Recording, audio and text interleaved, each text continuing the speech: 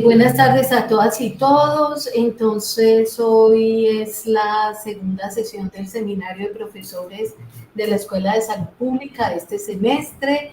Entonces, hoy tenemos un invitado muy especial que es el profesor Edgar Johnny Muñoz.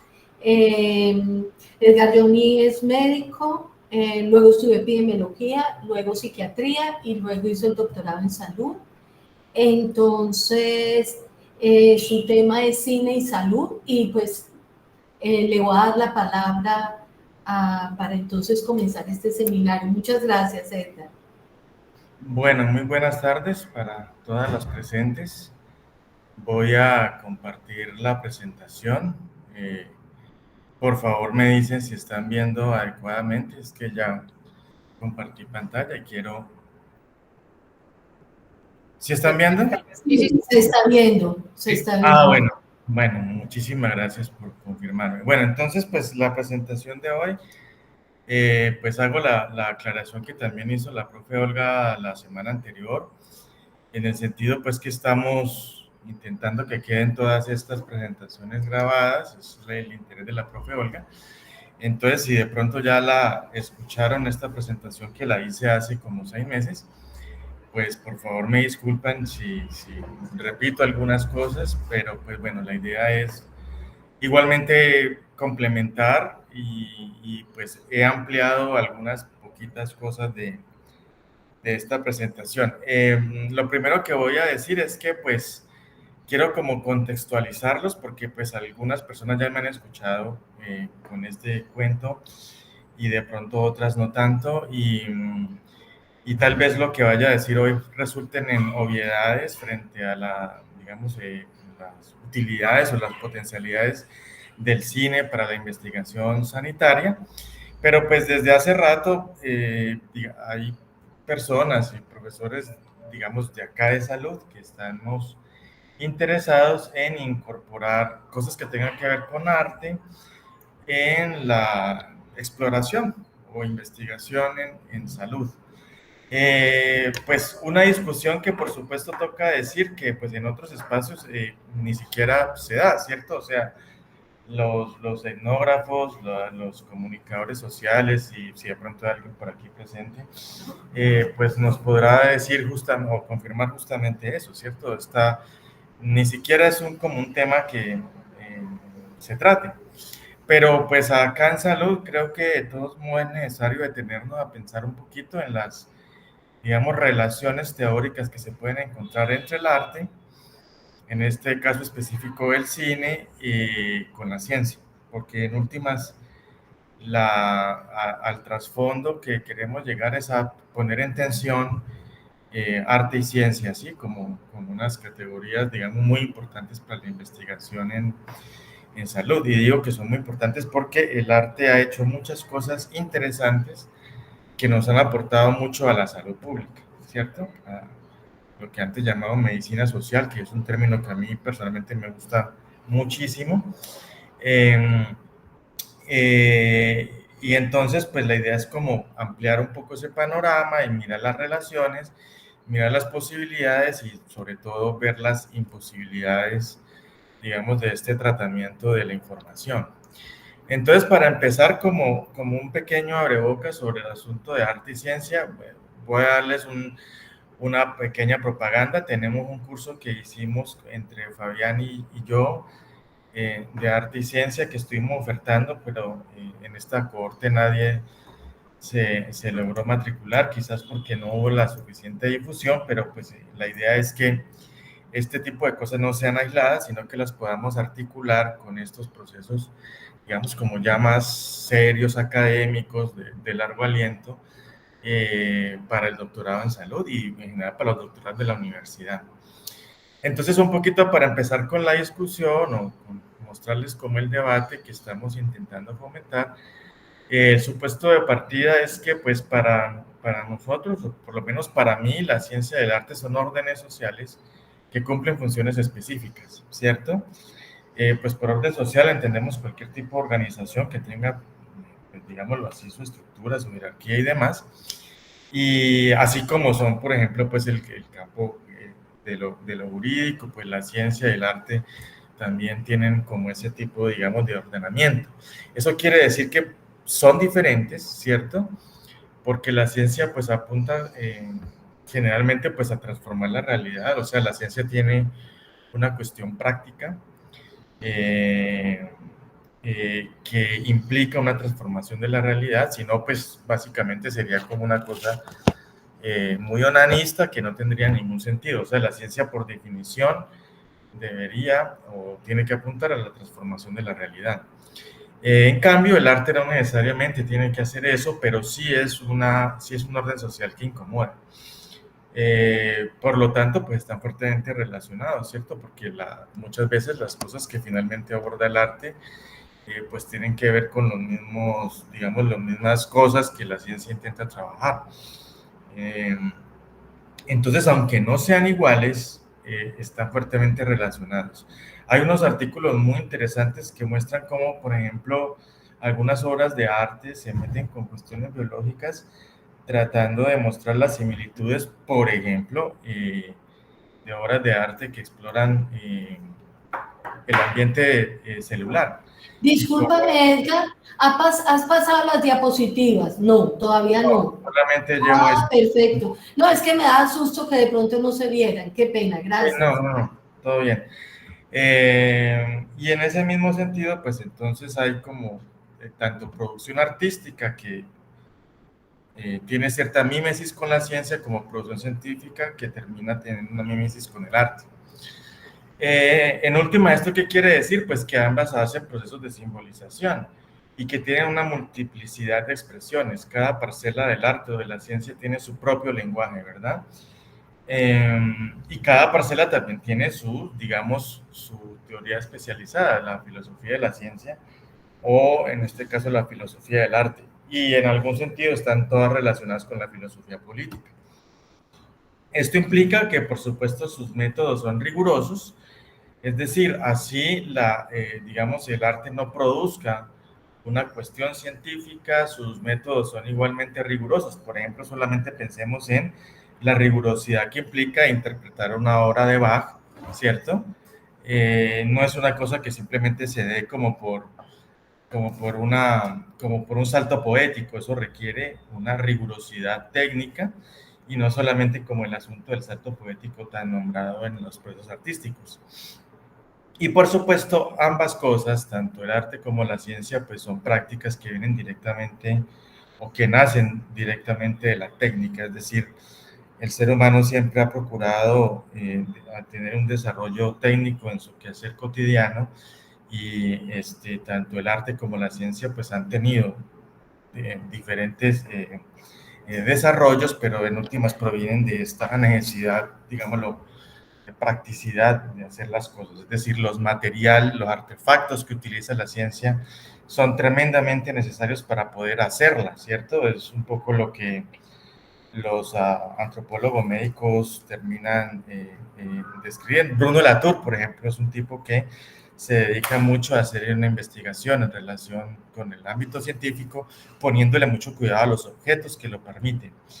Es decir, si nosotros nos trasladáramos de la Tierra a Marte, como ese sueño de Elon Musk, probablemente hacer ciencia ya no va a ser tan fácil porque los artefactos todavía no estarían lo suficientemente desarrollados allá. Habría que llevarse toda esa tecnología para poder hacer ciencia allá. Igualmente el arte, ¿cierto? Depende de su especificidad técnica, de las prácticas que desarrollan para poder producir cosas, ¿cierto? Entonces, esto es un poco como las cosas en las cuales tanto el arte como la ciencia, aun siendo órdenes sociales diferentes, se parecen. Y entonces, en ese sentido, pues yo creo que es importante entender que la ciencia finalmente pues, es un campo. Y la salud hace parte, digamos, también se podría ver como un campo. Entonces, en estos campos interactúan diferentes vectores que lo configuran, ¿no? Es decir, la ciencia explicaría o intervendría o interactuaría de una forma, pero igualmente los otros, dentro de este campo, los otros vectores también tendrían un nivel de juego, ¿verdad? Y entonces, pues si lo vemos como un campo, el arte hace parte de estas configuraciones de los mismos, por lo tanto, la salud es posible explorarla desde este vector. O sea, ¿esto qué quiere decir? Que a pesar de que sean órdenes diferentes, que se asemejen a unas cosas y se diferencien en otras, si nosotros desde una perspectiva social de la salud entendemos que la misma es un campo en donde diferentes vectores interactúan, pues cualquiera de esos vectores se puede analizar y cualquiera de esos vectores en algún sentido intertransdisciplinar se puede explorar con fines de comprensión del campo, ¿verdad? Y un poco como para complicar más el asunto, pues acepta que la comunicación es una ciencia, ¿cierto? Y el cine haría parte de las ciencias de la comunicación y de las artes. Bueno, no estoy tan de acuerdo como en esta vaina que plantea, por ejemplo, Almodóvar cuando dice que el cine científico, una vaina así, es decir, hay alguna gente que puede hacer cine sobre ciencia, eso está muy bien, pero él diferencia un poco la categoría diciendo que cine científico es aquella producción cinematográfica digamos, implica en sí misma un carácter científico. Yo no estoy tan de acuerdo con eso, pero para gente que lo ve así, porque el cine puede ser parte de las ciencias comunicacionales. Por ejemplo, han habido épocas en donde se hablaba del mito del cine total, es decir, que integraba fotografía, pintura, música y literatura. En ese sentido, pues como que un poco la relación del cine, o la pretensión más bien del cine, como de hacer una integración dentro de las artes en su producción audiovisual. Para mí, finalmente, pues el cine es más como una cuestión de una técnica de reproducción y que se puede, digamos, incorporar a los análisis sanitarios a través de esta cuestión de la visión de la salud como un campo, más allá de meternos en el asunto de si esto es una ciencia o no, que yo definitivamente creo que no reviste un carácter científico, aunque se parezca mucho en su proceder. En ese sentido, entonces, pues voy a como a nombrar características de la investigación con cine. Es decir, si nosotros tenemos nuestros propios métodos para hacer investigación científica, sea cuantitativa, cualitativa, como quieran llamarla, pues el cine también hace lo propio, digamos, a partir de su lenguaje, desarrolla todo este tipo de cosas que estarían dentro de una película. Aclaro que esto es, digamos, en el sentido de formación de públicos, que finalmente eso es lo que yo estoy tratando de hacer con mi curso de cine y salud. Es decir, pues tener un público formado que aprenda a ver cine y pueda como analizar o explorar una película con un sentido diferente al meramente de recrearse la vista un rato, utilizando esto. Pero por supuesto, pues un productor, un director y esto utilizará muchas más cosas, mucho más amplio que esto que está puesto aquí, mucho más detallado, porque ya implica un elemento pues creativo y de producción, ¿no? Pero para el nivel que estamos intentando hablar aquí, yo creo que con esto es suficiente, es decir, en el nivel de formar un público.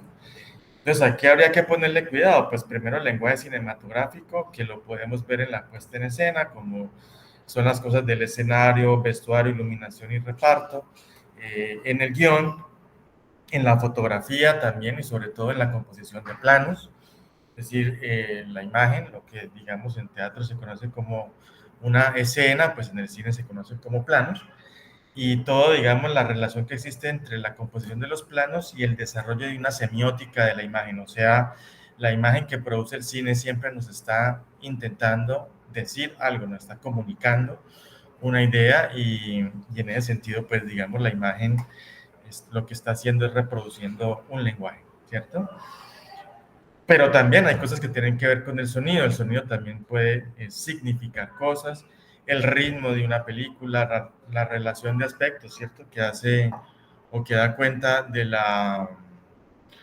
tamaño de la imagen, ¿no? Hay películas en donde, por ejemplo, la imagen la hacen... Disculpame, Edgar, Johnny, de nuevo te pregunto, estamos en la primera diapositiva todavía.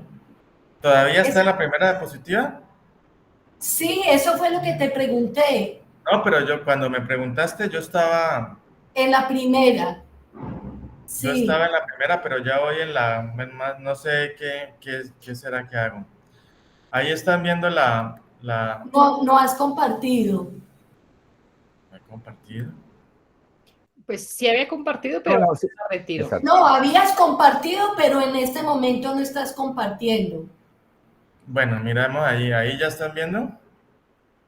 Ya estamos empezando a ver y pasate una diapositiva a ver si pasa. Ya, excelente. Pero de todas maneras hemos puesto atento cuidado a lo que has Ajá. venido comentando. Listo, sí, Gracias. para no repetir un poco el asunto, simplemente esta diapositiva sobre las características de la investigación con cine, ¿cierto? Y vamos en la relación de aspecto, que es como el tamaño que tiene la imagen al final en una película. Hay gente, por ejemplo, Xavier Dolan utiliza la relación de aspecto en su película Madre para significar cosas. Por ejemplo, cuando los personajes tienen digamos, están en momentos muy difíciles, muy ansiosos de su relación familiar, la relación de aspecto se torna más bien como cuadrada, y cuando las cosas se empiezan a mejorar un poco vuelve y se amplía la imagen, y luego hacia el final vuelve otra vez y se contrae. Entonces la relación de aspecto, incluso o también por ejemplo películas como las de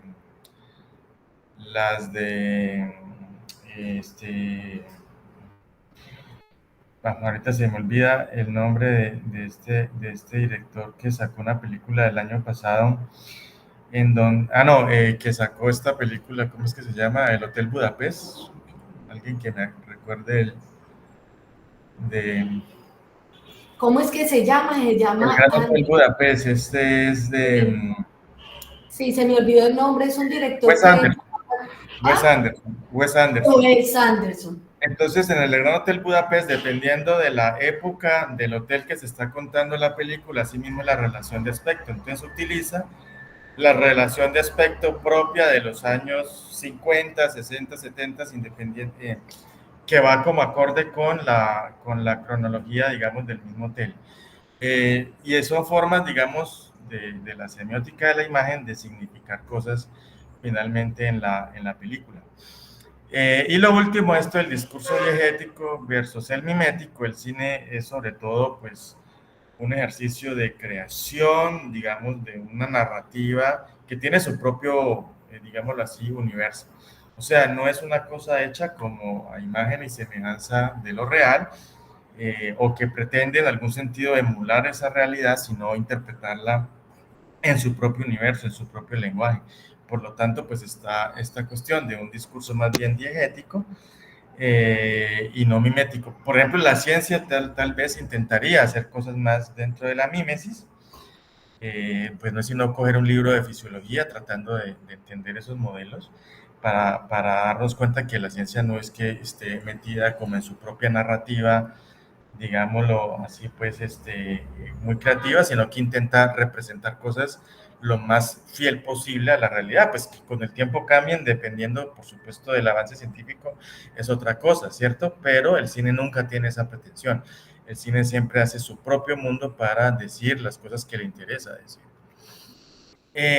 Y finalmente decir un poco que la realidad material del cine, o sea, porque el cine finalmente no es una cosa que sea necesariamente una ficción, ¿cierto? Es una cosa que existe, pero lo que pasa es que no es operatoria, ¿cierto? Nadie tomaría una decisión, pues, digámoslo, clínica o de salud pública a partir de que se ve una película, ¿no? O sea, como la intervención en salud pública va a surgir porque nos vimos 5 películas y condensando esas 5, pues ya estuvo, ¿no? La realidad material del cine no es operatoria, pero eso no quiere decir que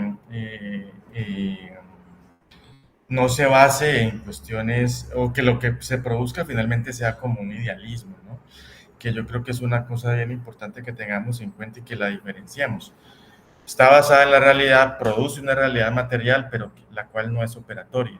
Y esto lo que permite finalmente, pues, es justamente pensarnos y repensarnos los temas para críticamente, pues, formarnos una opinión ante ellos.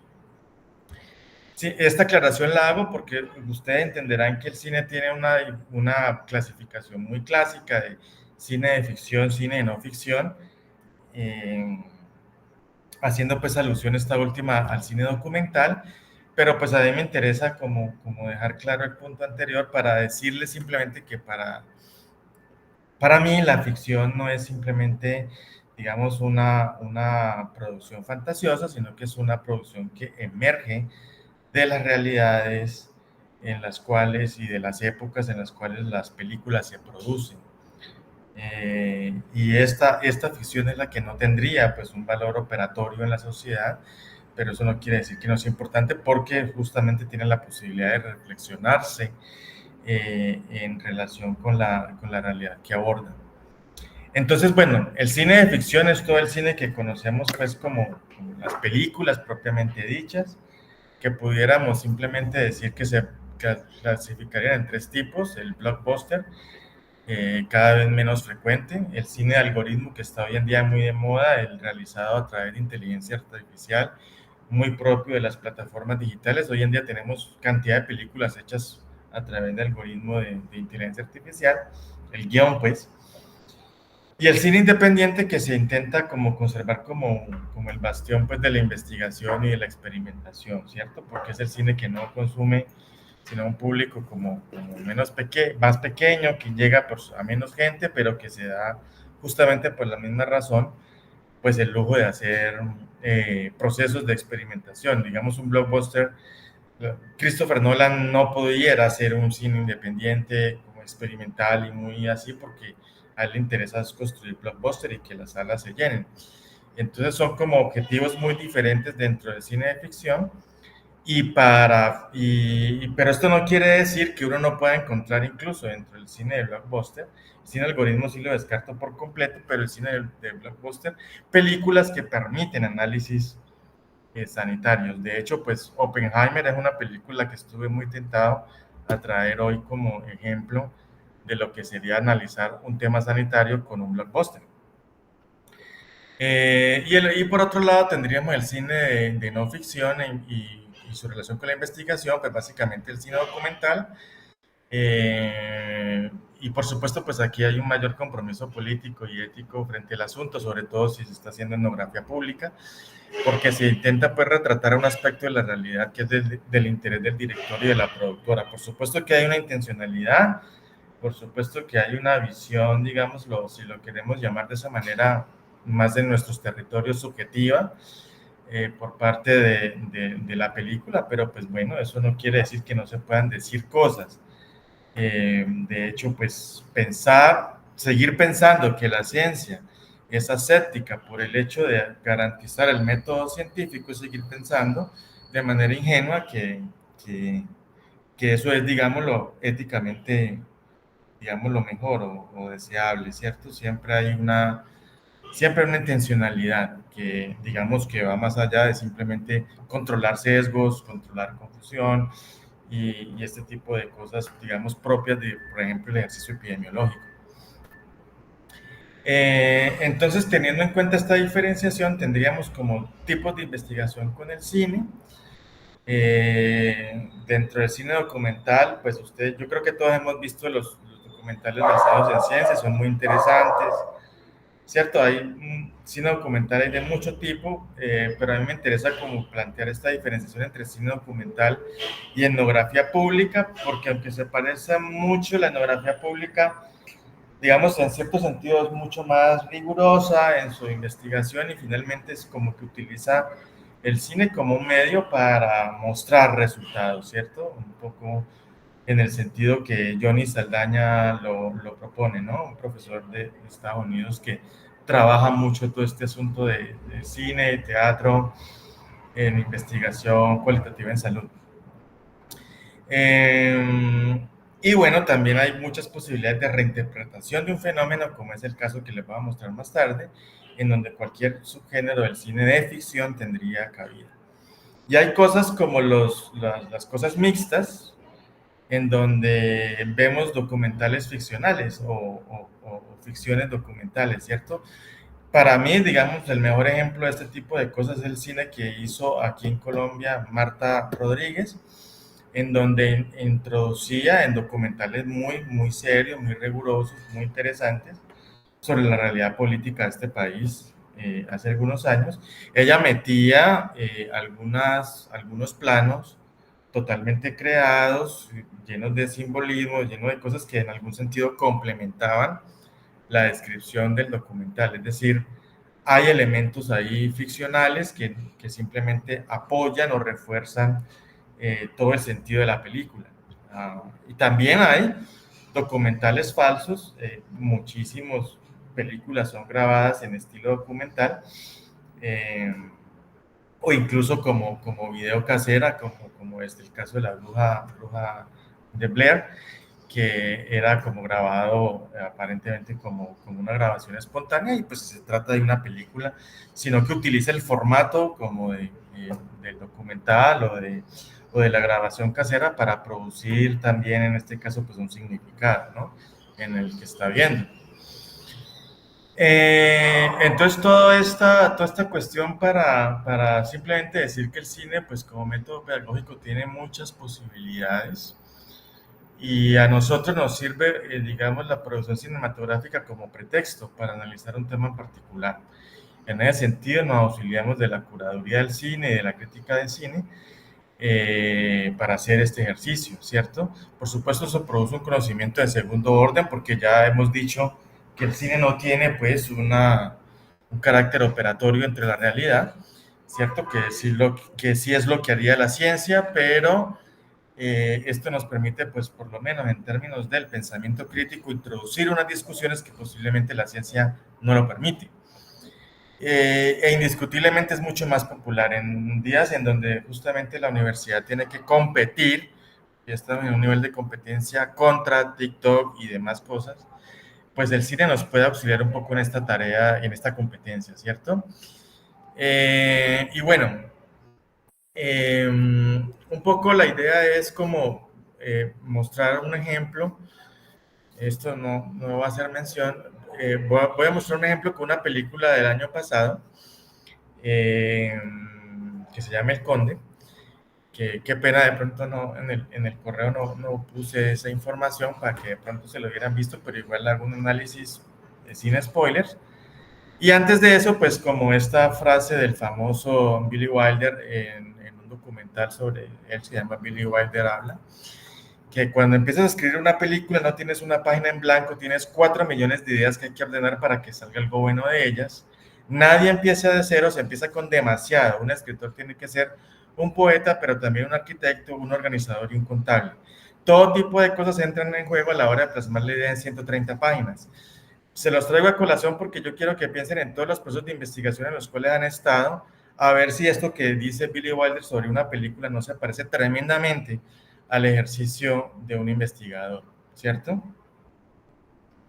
Entonces, bueno, el asunto que les traigo en esta última media hora es mostrarles un análisis de la película del Conde de Pablo Larraín, que está en Netflix.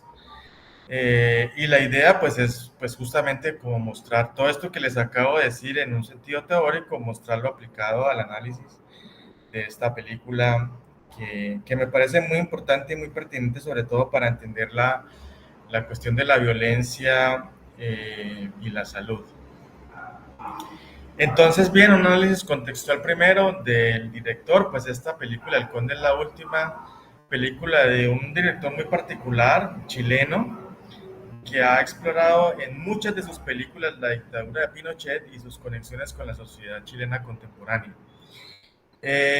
Y lo hace en muchos sentidos, ¿cierto? Él ha podido como mostrar en sus películas la polarización, la pauperización, las brechas de la Chile contemporánea, los efectos del miedo y la propaganda en la sociedad chilena y la relación dialógica entre ciudadano y Estado.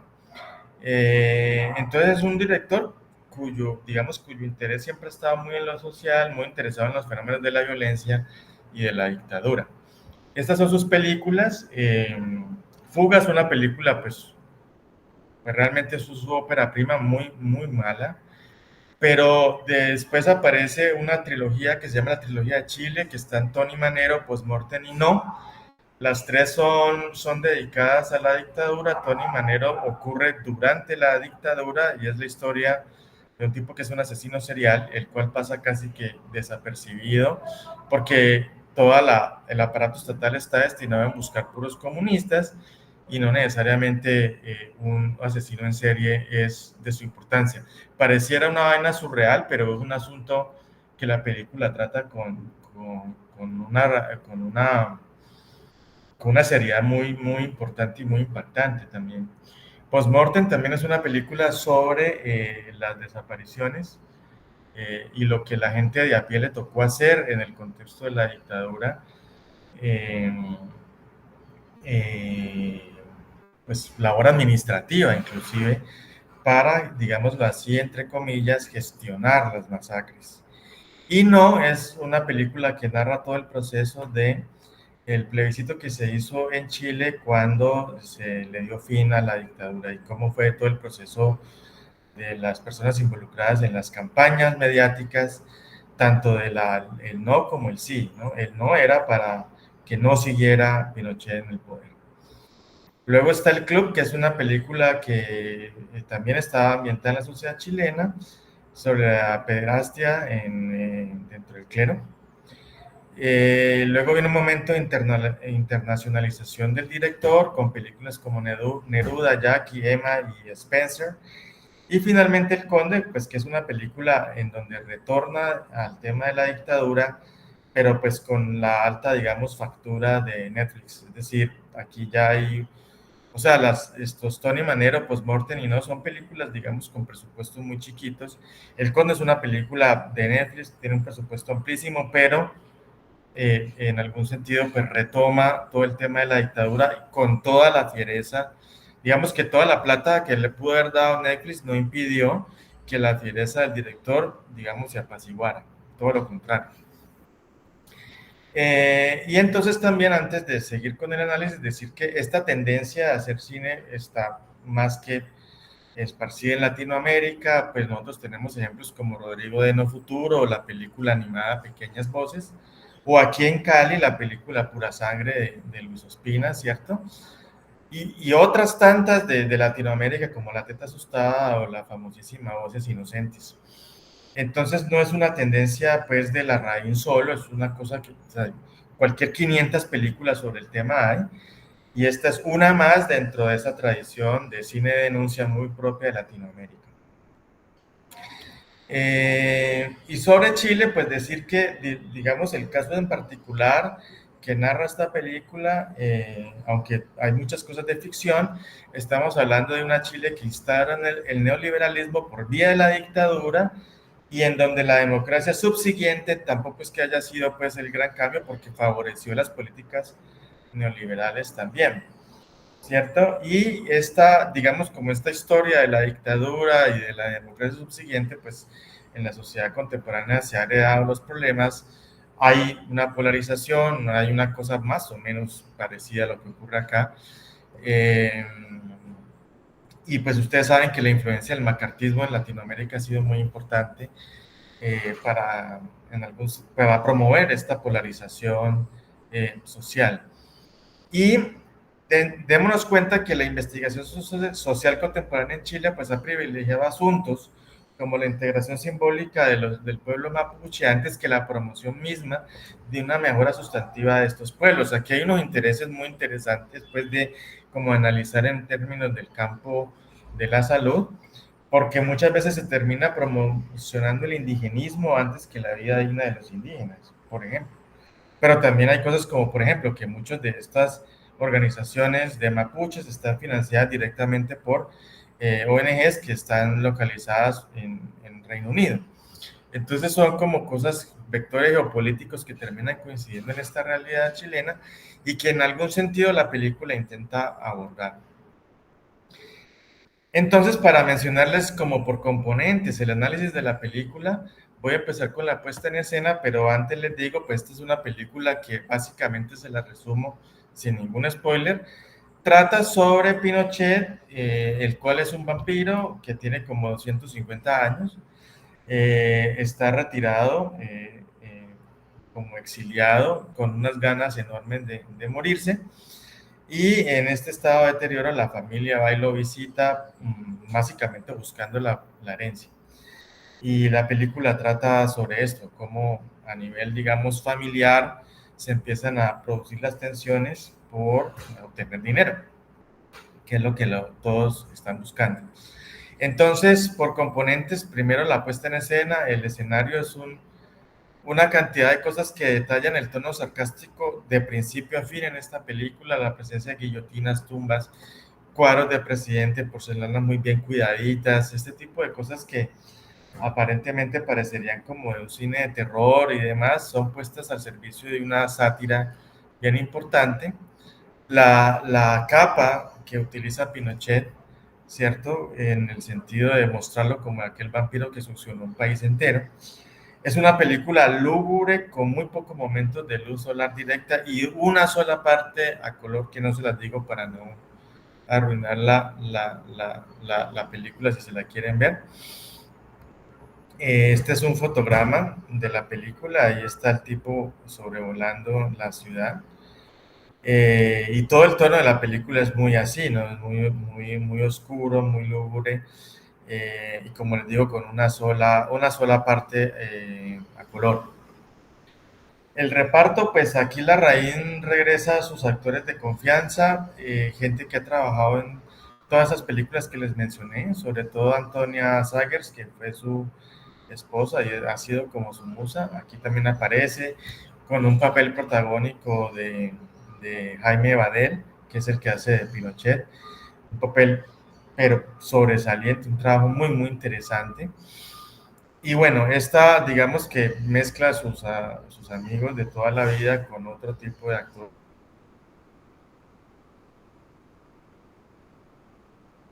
que él como director hizo un trabajo actoral impecable, ¿no? Una dirección de actores impecable. Aquí un fotograma de Jaime Badel como Pinochet asomándose a lo que hay por fuera de su casa en el exilio gélido en donde vive, ¿no? El guión es muy bueno porque es una historia narrada de manera convencional con la típica voz en off, pero en este caso la voz en off nos ayuda a potenciar los giros, digamos el efecto de los giros narrativos de la película, que son como dos, todos bien importantes, y en eso la voz en off tiene mucho que ver.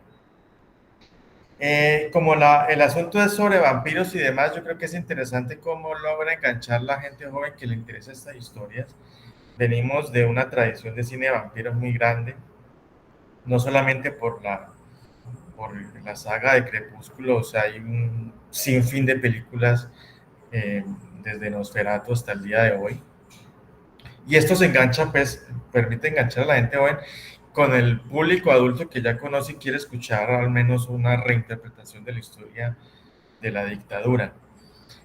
En ese sentido, la película resulta bastante original por el uso de la sátira, por el tono, digamos, de los diálogos en todo el tiempo, que es de mucho humor negro, y pues la combinación de esto con las imágenes un poco medio gore, ¿no?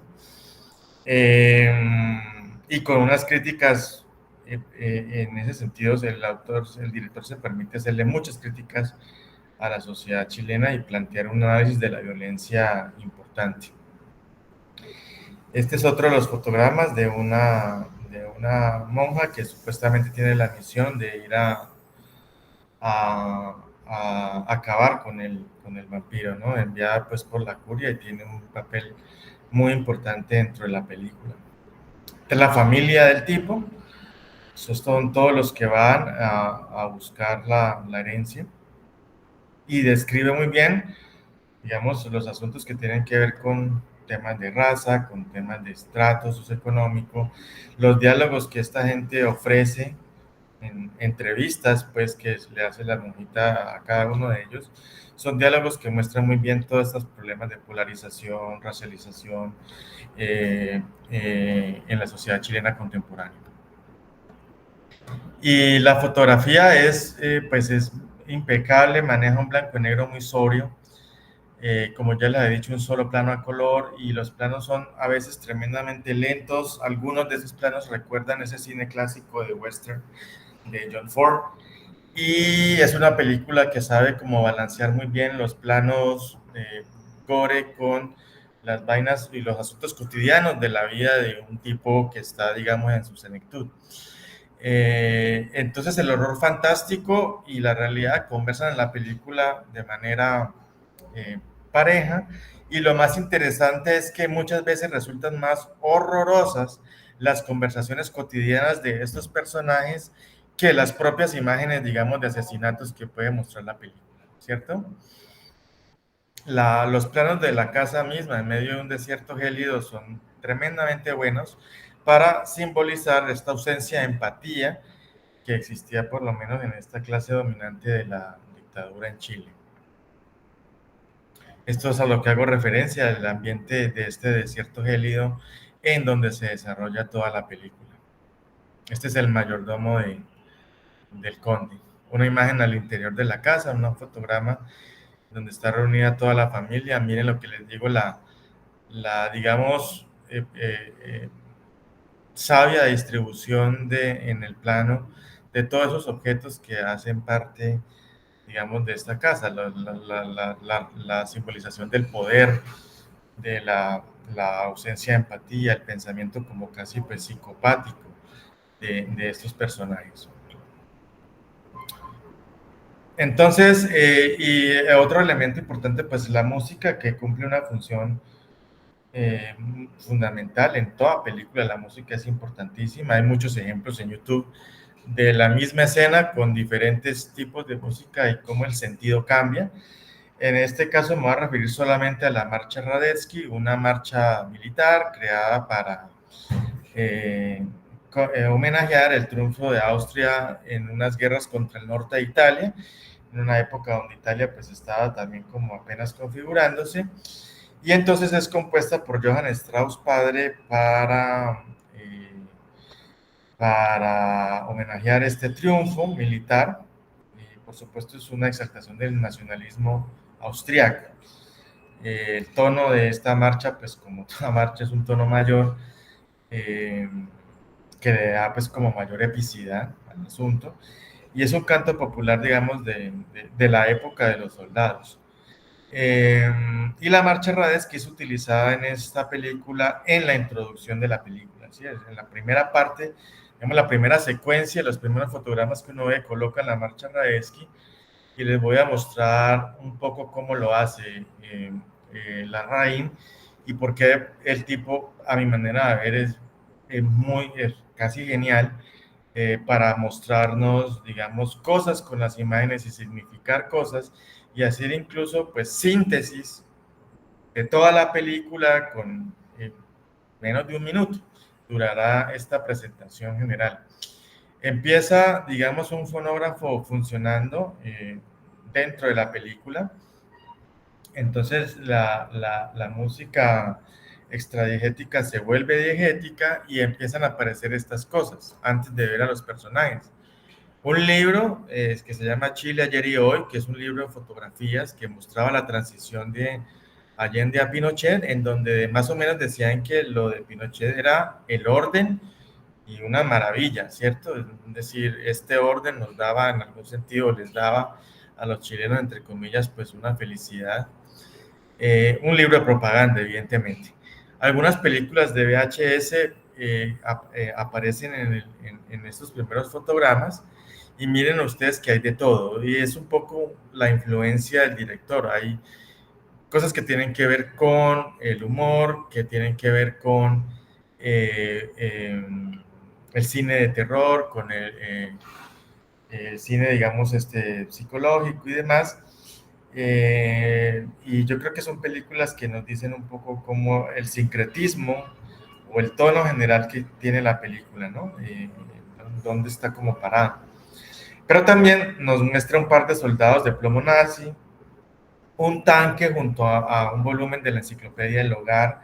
Entonces yo creo que aquí la raíz nos está en algún sentido definiendo, digamos, el problema del fascismo contemporáneo, ¿cierto? O sea, estas cuestiones de la patria, el honor, la familia y demás, como valores muy propios del mundo de lo militar, ¿no?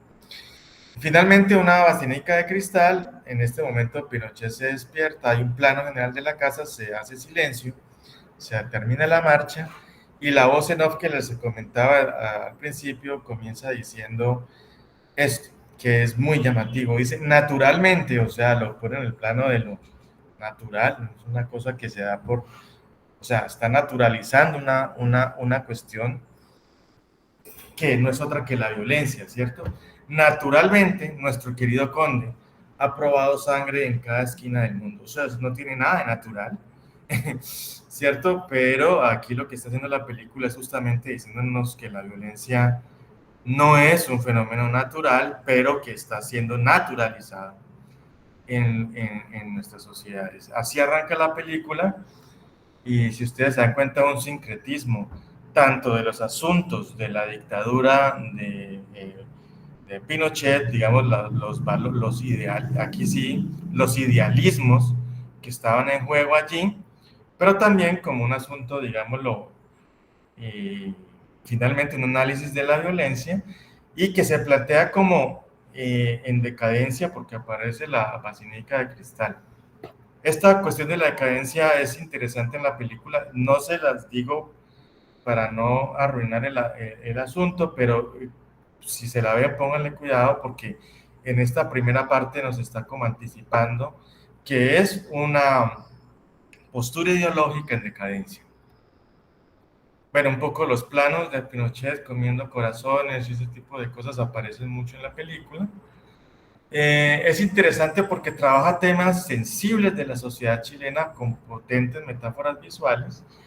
Y digamos, el director está utilizando esta película para describir una dinámica social que es actual, antes de asumir simplemente una visión historicista del problema, ¿cierto? Es decir, aunque se está remitiendo a la época de la dictadura, por supuesto que tiene un interés en analizar lo que sucede en la cotidianidad al día de hoy en Chile, ¿cierto? El relato fantástico y el gore y lo cotidiano son tratados con la misma importancia dentro de la película y de hecho eso resalta mucho la potencialidad de los diálogos cotidianos, que como les decía anteriormente son a veces más horrorosos que las mismas imágenes que muestra la película. Y el tono de humor indiscutiblemente la acerca mucho a la caricatura política. Algunas reiteraciones de la historia del vampiro, pues digamos lo que podrían ser innecesarias, sin embargo, pues esto lo pongo como única cosa porque alguna cosa es la que poner que la película no me hubiera gustado. Pero en sí es una película que es muy interesante, que nos permite hacer estas conexiones. Finalmente, unas palabras de la raíz, no sobre la película, sino sobre su práctica como cineasta. Dice, tenemos un problema con la ficción o tal vez simplemente les molesta que sea yo quien haga la película, un director que viene de una familia que no es de izquierda, pero las historias están ahí para todos nosotros. Estas reacciones virulentas son tan chilenas y tan agotadoras. Hay personas que creen que son dueños de ciertos eventos y por lo tanto tienen autoridad moral para hablar de ellos. Los padres de la raíz no son, o sea, son personas importantes, han tenido cargos políticos dentro de la sociedad chilena y Larraín tuvo su oportunidad de tener como esta misma carrera y escogió finalmente pues hacer este cine que no es cualquier cine. Bueno, muchas gracias. Básicamente esa era mi presentación. No sé si tienen preguntas. Muchísimas gracias, Edgar. Buenísimo. Yo tengo algunas preguntas, pero primero le doy la palabra a los asistentes. Preguntas, inquietudes. Yo tengo dos preguntas, Edgar, de desconocimiento y otra que me resonó. La desconocimiento es que no sé qué es diagenético y qué es gore. ¿Qué ¿Qué es qué, significa? perdón? ¿Cómo? Diagenético. Diegético. Ajá. Diegético. Sí. No, lo diegético, digamos, es digamos, el propio universo de la película. Digamos, en contraposición a lo mimético, ¿cierto? Digamos, lo mimético es como esta necesidad que siempre hemos tenido de representar cosas lo más fiel posibles a como las estamos percibiendo en el entorno, ¿cierto? Entonces, digamos, un cuadro, digamos, un buen ejemplo sería, digamos, una pintura, digamos, renacentista que tiene como este interés, ¿cierto? Luego aparece la fotografía y entonces el interés de hacer una mímesis con el cuadro se vuelve menos significativo, entonces aparecen cosas como, por ejemplo, el expresionismo o luego, digamos, el El cubismo. cubismo o el Porque fobismo. ya, digamos, en estas otras nuevas expresiones ya no hay un interés mimético de que el cuadro se parezca a la realidad lo más posible, sino que ya hay un interés en representar o simbolizar estados emocionales y demás. El cine funciona no por mímesis, sino que el cine es diegético, es decir, el cine produce su propio mundo, su propia realidad, ¿cierto? Para significar cosas y producir sus análisis. Que esa diégesis, por supuesto, no tiene un carácter operatorio dentro de la realidad que vivimos, no quiere decir que no, digamos, que no exista. Entonces, la realidad del cine es una realidad diegética porque construye su propio mundo interpretativo y narrativo también. Eso sería la... Y qué interesante que dijiste representación, porque en la discusión filosófica alrededor de la representación científica, pues la mayoría de los filósofos se van al arte, a la capacidad representacional o a la función representacional del arte. Y también esa discusión, pues que no hay un isomorfismo entre, y en este caso los modelos teóricos tienen una función representacional, pero el modelo no pretende hacer una cosa mimética con respecto al mundo, pero sí representarlo.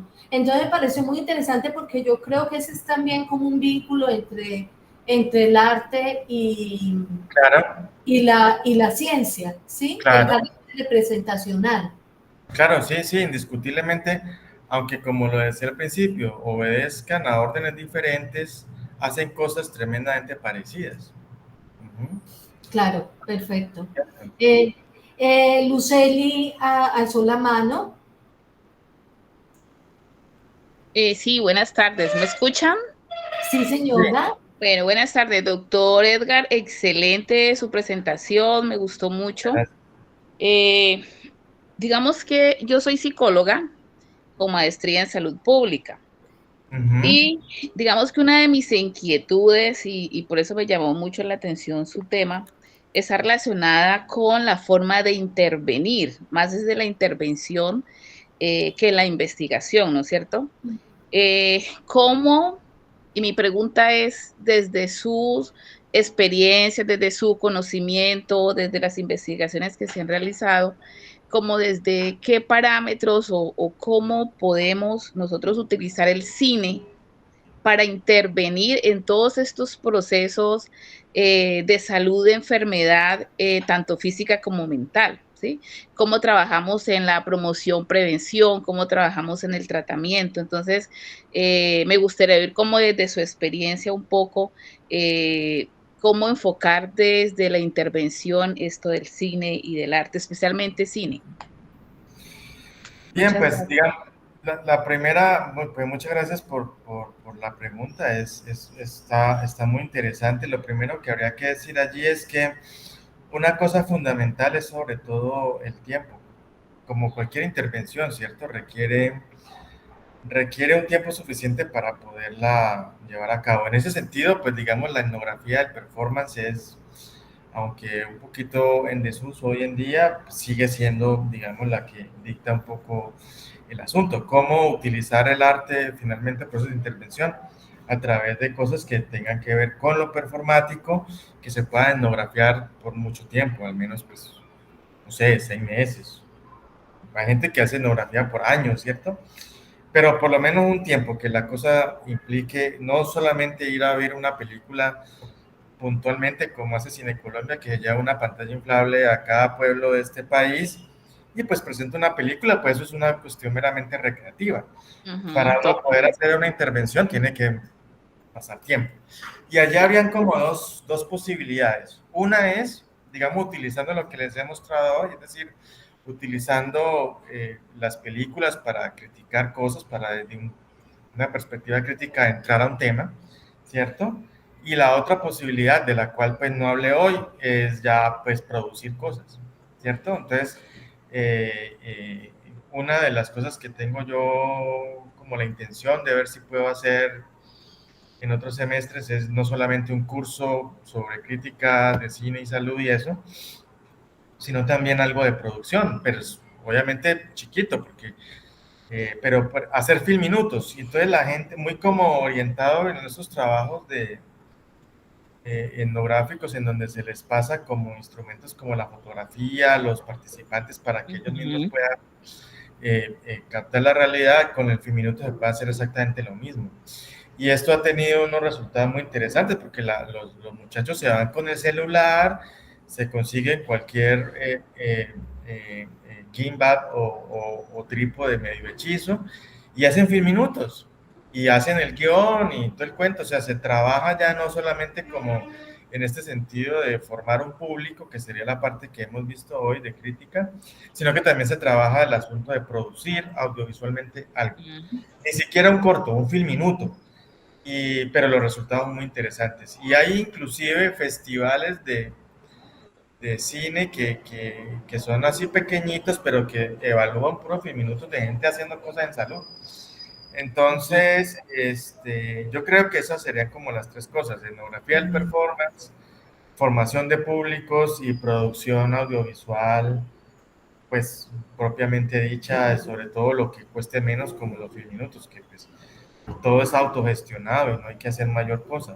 Obviamente, pues hay gente que ya hace documental y todo el cuento, pero empezar por allí. Y yo creo que si uno es capaz de etnografiar esos espacios, tanto de crítica de cine como de producción de film minutos, es súper interesante lo que emerge allí, porque una cosa interesante, y vos como psicóloga, es que cuando uno está haciendo estas cosas de análisis de una película, de una ficción, y se lo mostraba con esta película, o estás haciendo un film minuto, tener la posibilidad de hablar de la realidad que te rodea sin que necesariamente se meta uno en problemas. Sí, ¿ya? totalmente. Entonces, es un poco como el análisis, por ejemplo, que hace algunos psicoanalistas comunitarios, que hay muy pocos, de cuando analizan los sueños de manera grupal, ¿no? Eso en violencia también se ha hecho y ha resultado muy interesante, porque todos sabemos que cuando ocurre, por ejemplo, una masacre, una cosa así, hay gente que queda como informando o pendiente del asunto. Pero si el taller no es sobre el asunto en sí, sino que el taller es sobre los sueños, pues el informador dice: allá van a hablar un poco de pendejadas, no me interesa, pero resulta que emergen cosas allí. Y esta misma emergencia se puede lograr con el cine. Sí. Listo, doctor. Muchísimas gracias. Excelente. Muchas gracias. Bueno. Muchas gracias. Y yo tengo una pregunta adicional, pero no sé si alguien tiene antes una pregunta, inquietud. Mira, Edgar, una pregunta que yo tengo es que yo a veces utilizo documentales cortos, por ejemplo, en temas de salud pública, un documental sobre la revolución industrial. A veces los pongo a ver películas, una película sobre un tema, pero más larga. Pero, claro, uno mismo como docente a veces se queda corto en cómo aprovechar eso, ¿cierto? Incluso yo hago una guía de video, guía de película, y entonces digo, pónganle ojo a pónganle ojo, pero obviamente no me meto como en el lenguaje cinematográfico, que seguramente es el que empieza le da más significado, o sea, ¿haces algún tipo de curso también para capacitarnos a nosotros en eso? Porque de verdad que me parece tremendamente útil, justamente por la capacidad representacional del arte, que a veces es más accesible que la representación científica y sobre todo el pregrado. Pues el curso que tenemos de cine y salud tiene 3 clases, le dedicamos 3 clases a lenguaje cinematográfico, 2 clases al lenguaje cinematográfico y una clase a investigación con cine, ¿cierto? Y otras 3 más a construcción de guión. Pues obviamente es muy limitado, pues entendemos. Una introducción. Sí, pero son en total 6 clases dedicadas a lo técnico del cine. Eso es lo que estoy haciendo. Y en el curso de arte y ciencia, pues la idea también era como poder introducir cosas muy puntuales: cine, fotografía, danza, y digamos sus aspectos, digamos, lo técnicos, pues útiles para los procesos de investigación, ¿no? Utilizando para algunas etnografías, sobre todo de Argentina. Ahorita mismo se me está olvidando el nombre de este señor muy interesante, que tiene unos trabajos, bueno, luego te lo digo, pero entonces básicamente eso es lo que sí hay, pero sí, digamos que el cursito de cine tiene esas clases que son, digamos, de propiamente de lenguaje técnico y de cosas técnicas que nos permitirían, pues, como ampliar un poco la perspectiva, porque la idea, al ver una película, no es solamente, digamos, interpretarla como un libro, sino interpretarla Eso es como el lo que error que es una tengo. película, que tiene muchas más cosas que simplemente el lenguaje hablado, hay muchas más cosas que se pueden significar con la imagen. Qué pena, yo aquí quiero decir una cosa. Yo siempre he pensado que uno como salubrista hay cosas inaceptables que le tienen que generar rabia, ¿cierto? O sea que un buen salubrista cada cierto tiempo, para mí, se tendría que indignar. Y eso sí me gusta de las películas, pero claro, me toca manejarlo, que expresan esa indignación que los textos a veces, como tan Se objetivo, no queda la corto. expresan, se quedan cortos. Entonces me parece excelente. Muy bien. Así es. Dice Fabián, gracias Edgar, ya tendremos el culto de arte pronto, muy bien. Esa es la idea. Sí, ve y me les meto por un rinconcito cuando vayan a... Gracias Jenny, muchas gracias. Y entonces Edgar, muchísimas gracias. Listo, pues. Bueno, un abrazo.